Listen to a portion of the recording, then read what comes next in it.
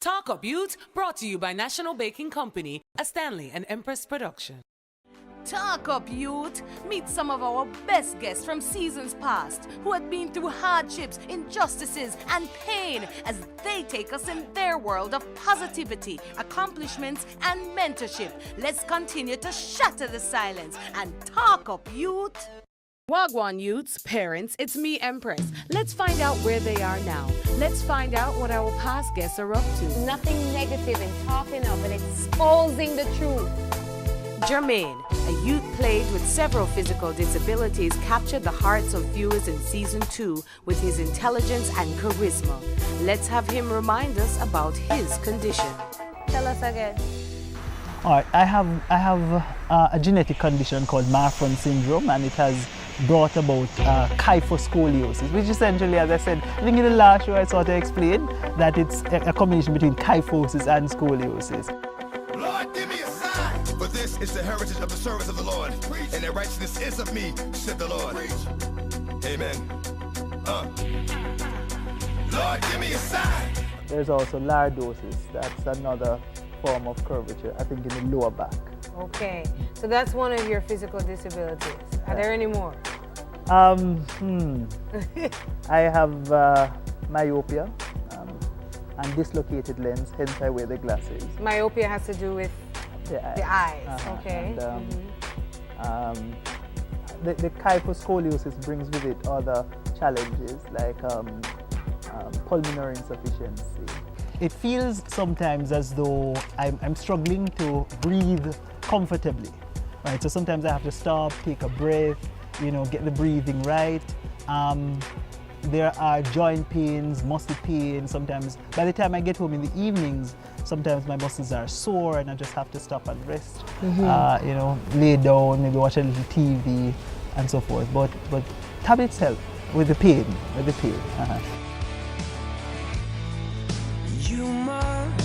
You must think I'm strong to give me what I'm going through. What was it like growing up?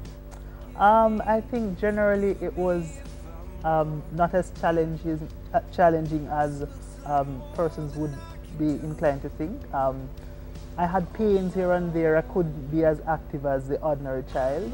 When I was growing up, very young, primary school, high school, I found that children would be the ones who would tease or look at or stare, that kind of thing.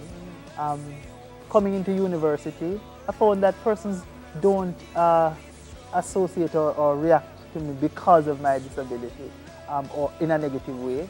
In fact, I find that I'm treated kindly, generally. People associate with me in a positive way generally. Even in high school, I went to Cornell College, big up Cornell College. All right. You do seem like the intellectual. Yeah. So I would hang out with people who would just sit down and talk and look at issues. And I did a little journalism, that kind of thing at school. Yeah. So that was what characterized my school experience. I have not had many experiences in university where persons would treat me in ways that I think are inhumane or anything like Okay, that. but when you were younger, you had Yeah, that. when the teasing and the peer pressure. And It's usually at a younger age. Yeah, when you're very young. And did it scar you? No, because I think one of the buffers to that kind of situation is to have a family structure that really cares, and yeah. So when I go home, I would know that. Listen, my aunts, I grew up with my aunts and my grandmother and so forth. They loved me and I felt loved. What I also have to deal with sometimes is numbness in my back and so forth, which I don't really have medication for that. I just have to stop and allow for circulation and that kind of thing to happen. It normally dissipates over time. It normally gets to a point, sometimes it gets to a point where I'm forced to stop. And I keep mentioning having to stop, because I'm somebody who is always essentially on the go, running from one task to another, always having a list of things to do that is more than I can ever accomplish in one day. But yeah, essentially that's it. There is no easy medical intervention. Okay. Essentially, the risks with surgery are significant, and so I've almost written that off as being an option. Is there anything your parents could have done to avoid this bad gene, or is it something that just naturally happens? Is this something that if two people are getting together, they can check and avoid? Well, yeah, genetic counseling would cause somebody to be able to identify that one or both partners has that genes, and be able, therefore, to sort of plan as to whether or not they want to have children, or what the chances are, and maybe how severe the deformity may be for that child. There have been a few instances where I've literally fallen ill at school, and the major occurrence happened, I believe I was in second year. Yeah, second year, I think. Just at the gate, the UTech gate, I was walking, coming in. I think I was really, really working hard, exams and work on campus, and all things considered, I was really, really stressed. My father had just died, my biological father, that is. You will meet my other father soon. Yes, yes. And I just collapsed at the front of the gate, having crossed the road. Thankfully, I had just crossed the road, but I was just able to push myself just to the front of the gate where I collapsed. Was brought to hospital, rushed actually via ambulance, where over time they did all the tests and so forth and determined that I had pericarditis, which is an inflammation of the tissues around my heart. Have you ever wanted to take your life? Yes, I've wanted to die, but not wanted to take my own life. You didn't want to take your own life, but you wanted to die. Yeah, I've been at points where I felt, if only I could not exist anymore, then, On your feet, brothers and sisters, good lady. How you doing? I hope you're doing fine. Brand new music, this mix up and play for the man like I have grown significantly. I remember after having done the program, I would just go on the road and persons would say, I saw you on Talk of Youth, and I find that what you said was inspirational and so forth, and that's what I live my life to do, to impact others and so forth. I dabble in poetry every now and again. You have a piece for us? Yeah. Live your life like a champion, always giving all you've got. In this race that you are running, make sure first place falls in your slot. Live your life like a champion, beating the very best every chance you get.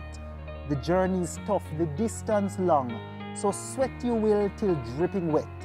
Still, live your life like a champion, pouring hard the entire stretch. And here's my bet, just do your best, and in the end, the gold you'll get. I'm 24, but I don't feel, honestly, I don't feel that I've achieved all that. I don't feel extraordinary in a sense. Even at 24, I don't feel as though I stand out amongst everybody else, given what I've done. I still think that there's a lot to be done. I still procrastinate a lot. I still delay a lot of with some of the plans that I'd like to achieve. So ideally, I would have loved to have achieved a number of other things at 24, but such is life. Well, Jermaine, you might not feel you've achieved all your goals, but in the eyes of Talk Up Youth and all our viewers, you are one of the best role models around. More with Jermaine after the break.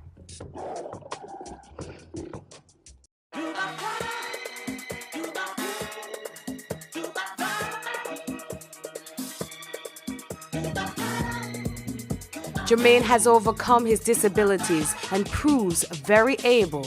Let's see what his plans are in the next 5 years. I do analytical chemistry at UTech. Big up UTech. Yes. Right. And so I intend to pursue a career in chemistry. Great. Focusing on some developments to enhance humankind, really. I love that. Probably pharmaceuticals, that kind of thing. So we'll see you at the pharmacy. Yeah. In the next 5 years, I would have had my master's degree. Not yet sure what it's going to be in, what area it's going to be in, because I have a strong passion, love for the sciences. I'm a student of chemistry. I'll be pouring the sodium hydroxide in this here. And sodium hydroxide. Same procedure as I did on one lower. Okay. That's fine. I'm surrounded constantly by just the best people ever. From family, I mean, I left all the way from St. James, came to Kingston to attend university, and I've met just some wonderful persons who sometimes when I'm in the lab working, you know, and I'm doing something where I can't see something properly or so, you know, there's somebody there saying, hey Jermaine, come let me help you, or hey Jermaine, you know, let me show you how it's done essentially. Yes, yes. But I also have a strong liking for the social sciences, for the humanities. I'm very much aware and cognizant really of things that happen around me and how human beings interact and so forth. So at this juncture, about to close one chapter in my academic life, I'm thinking about what next is there to be done, and I'm not yet certain where I'm heading. But definitely a master's degree. Who knows, if I get it all figured out quickly enough and the finances come surface, I may have achieved my PhD by then. Who knows, who knows, who knows, who knows? I just go where the trade wind blows, sending love to my friends and foes. I get a lot of support from my family, my extended family. But even right now, going to UTech, where I live, right across from UTech basically. My landlord, he and I are very good friends, and sometimes when I come home and I just feel as though I've had a very rough day, I'm in pain. He sits down and he just talks to me, and you know, the pain just subsides. Hello guys, welcome to my home. Come on in. It really helps to have people around you who enables you to understand that the focus ought not to be about the physical disability. You know, hi, Brother D. Brother D is my father. All right, and here we have Brother D. He's reading his Bible and doing his morning devotion. Hey, all right, so guys, this is my father. Not biological father, because as I told you already, my father died, but in every way that matters, he is my father, all right? All right, cool. And beside Brother D, we have Roshana. Roshana is my dearest cousin. I have about 5 cousins, maybe 10. I come from an extended family. 6 aunts and an uncle had varying degrees of input in raising me, particularly my aunts. Right, I didn't necessarily have a father who was active in my life, neither a mother. She did what she could do as best as she could, but you know, I'm the product of many inputs from all sorts. The only biological family member I have in Kingston and St. Andrew. And she, you know, started the journey with me to UTech, and we went through UTech together. She has graduated, I'm finishing, but yeah, definitely glad to have her here. Persons who are not even related to me, you know, I've just been showered with a whole lot of kindness, and thank God for that. Scoliosis, I believe, creates a challenge and possibly makes it harder to engage in intimate relationships and so forth. But the fact of the matter is, for me personally, that's not a major issue. It doesn't mean that I don't have meaningful and very, very warm relationships with persons of the opposite sex. But, you know, I still think in that regard, I'm still pretty young, and that will work itself out somehow. I am deeply religious. I think I mentioned that on the last program. As I said, I'm a minister at church, St. Andrew Church of Christ. I participate in many respects in church, you know, leading song service, preaching sometimes, leading the Lord's Supper, that kind of a thing. So you can sing? I can hold a note. I just live one day at a time, and it's for God to decide how long He wants to give me, and it's for me to decide the value that I'm going to you know, extricate out of my life and impact others. So whatever happens, happens. I'm sure that I'm striving hard. I might not be doing a perfect job, such that when I die, heaven is where I end up, you know? That's as much as I can do. Boy, I'm so proud of my Jamaican youths and how profound they can be. More Talk Up Youth after the break. My physical ability is your disability. Disable your critical mentality. Scoliosis, I'm sure it's not the last time you're going to hear about this. Get with it. Physical genesis. My physical ability is your disability. My physical ability is your disability. Not too much short in a wheelchair or me hunch. Stop troop on me name like a evening brunch. You hear me? Stop troop on my name like a evening brunch. As a matter of fact, talk to the hand. Talk to the hand of the Almighty that made me.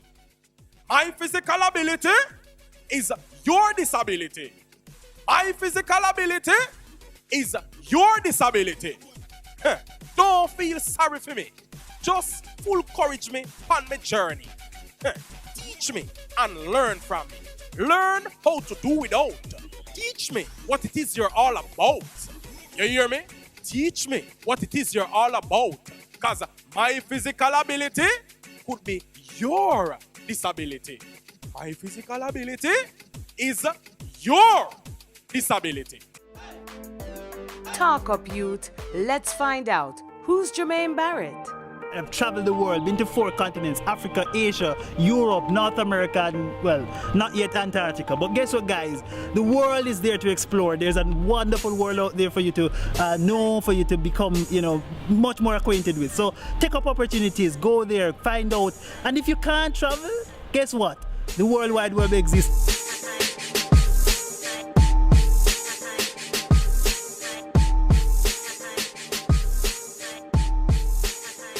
However long I live, I have the option, I have the choice to make an impact or just to wither away and not make an impact in this world. And I choose the former. I want to make a significant mark in the Jamaican landscape as it relates to debating. I want for us to develop a culture, a citizenry of persons right across the island, individuals who are participating in the democracy. That's what I live my life to do, to impact others and so forth. So the debating accolades are numerous. I've won a number of competitions. I've organized massive national competitions here at UTEC specifically. I have, as I said before, I've started the National Debating Association. The report we're talking about here is the one that highlights the state of preparedness of Team Jamaica heading into the 35th World Universities Debating Championship.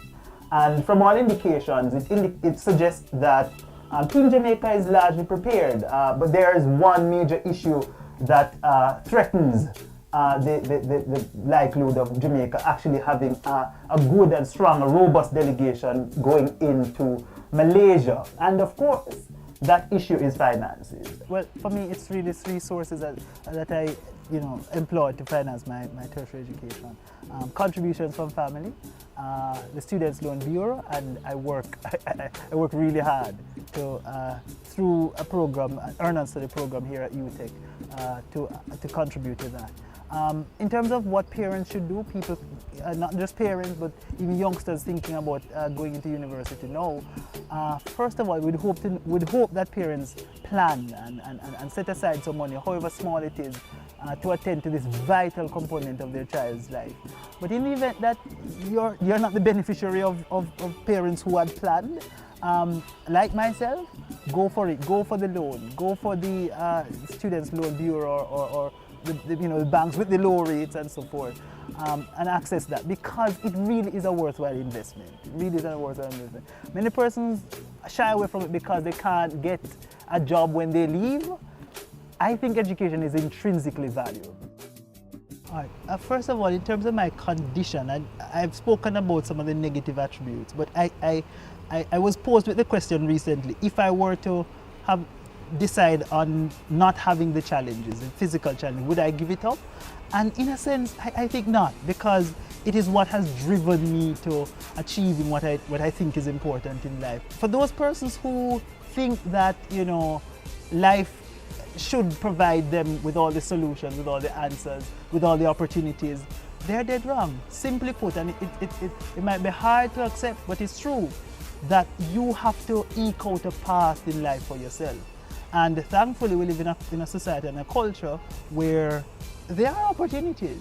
There are many other spaces where girls, for example, can't get an education. We don't have that in Jamaica, albeit that there are challenges.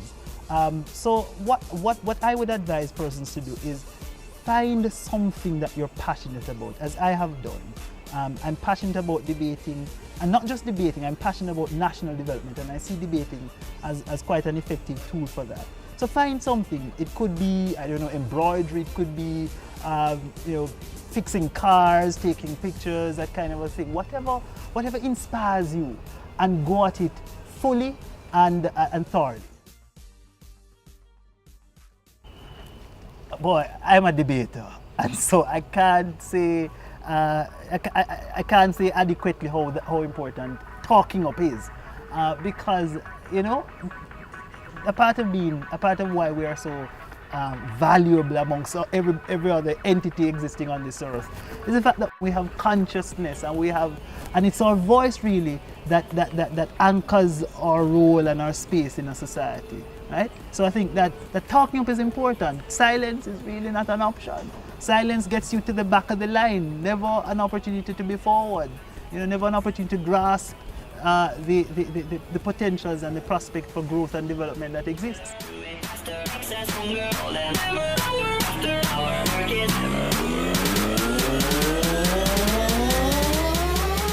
Jermaine is a thinker, Jermaine is passionate, and Jermaine is God-fearing.